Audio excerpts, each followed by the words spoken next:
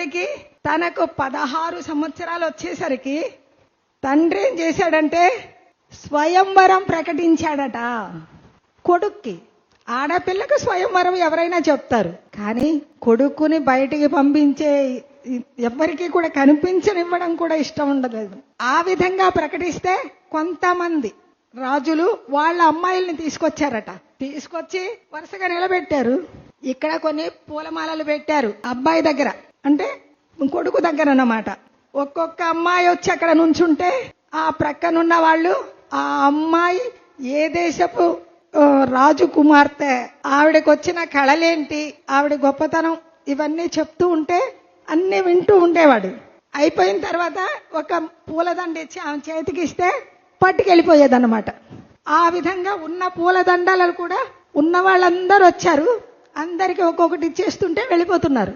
చివరకు ఒక్క అమ్మాయి వచ్చింది. ఇక్కడ పూలదండలు లేవు, ఇస్తే వెళ్ళిపోవడమే, కానీ ఇవ్వడానికి లేవు కదా, ఏం చేయడం, లేవని అక్కడ చూశాడు. అప్పుడు అమ్మాయి ముఖం చూశాడు. అంటే అంతవరకు ఎవరిని కూడా ముఖం చూడలేదు, అందరు వెళ్ళిపోయిన వాళ్ళే పాపం. ఈ అమ్మాయి ముఖం మాత్రమే చూశాడు. మరి అమ్మాయి సిగ్గుతో తలంచుకొని ఉంది వెళ్ళిపోవడానికి. తన మెడలో ఉన్న ముత్యాల హారం తీసి ఆ మెడలో వేశాడట. ఆవిడే యశోధర. యశోధర అంటే ఒక మహాత్ముడికి భార్య అయింది ఆవిడ.